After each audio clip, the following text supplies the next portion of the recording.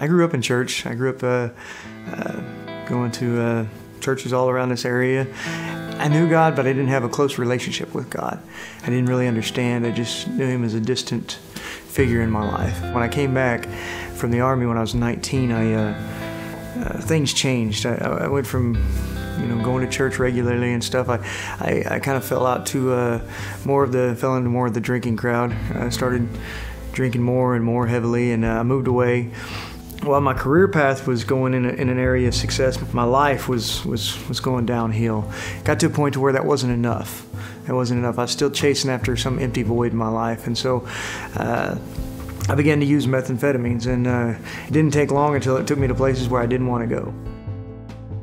September 21st, 2008, I'd been on the run for a little while here in Joplin, and I got to a point to where I was just like, you know what, I'm done.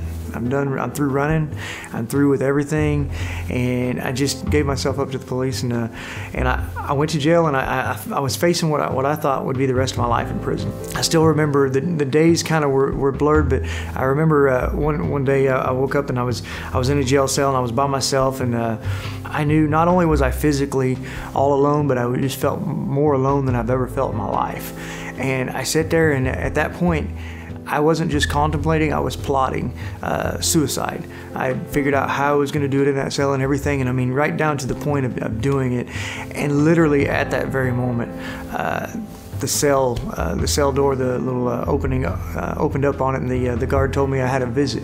Unbeknownst to me, it was a friend of mine's mom.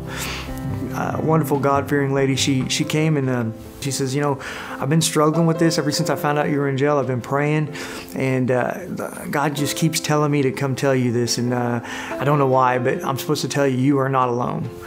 That really shook me to the core, and still to this day when I tell that, the hair on my arms stand up. But just the thought that at that very moment, she came and told me that, and I'd like to say I went back to my jail cell and hit my knees and cried out to the Lord and surrendered my life, but that wasn't the case. I was still stubborn.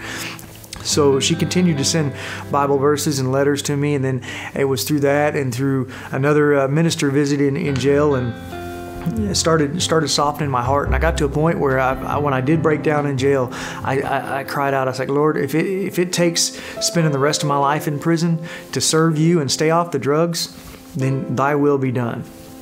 Several months later, I was released into a local ministry here at the Hope House. I completed that program successfully, and I was involved in church ministries here, God's Special Forces, different things going on. Started going to college, and I thought, this is that happily ever after story.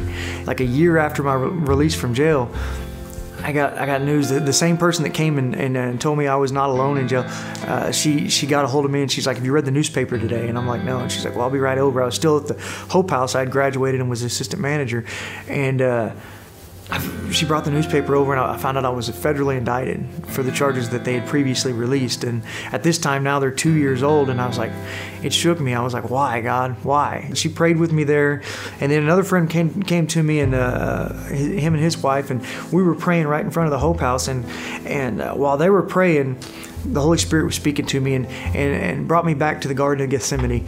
Lord, if this cup shall not pass without me drinking of it, thy will be done. And it reminded me of my words several months prior when I was like, if it takes spending the rest of my life in prison, thy will be done. But, it's like, what's changed between now and then? Now that you've tasted a little bit of freedom and everything, you think everything's fun, but now you're not willing to do whatever the sacrifice is. And in January of 2010, I ended up going to prison.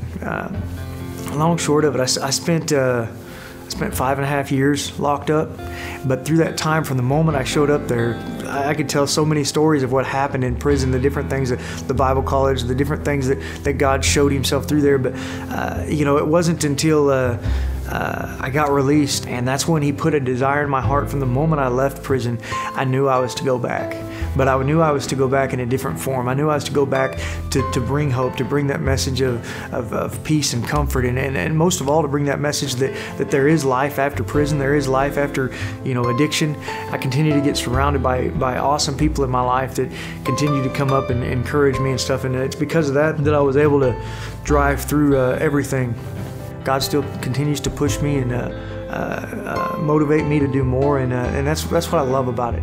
And now I know that I'm placed with a purpose, and that's why I love to share that hope, because I know what He's done for me, He'll do for everybody. He wants to do for more, and I think He wants to use me to share that with people. I'm Brian Williams, and this is me.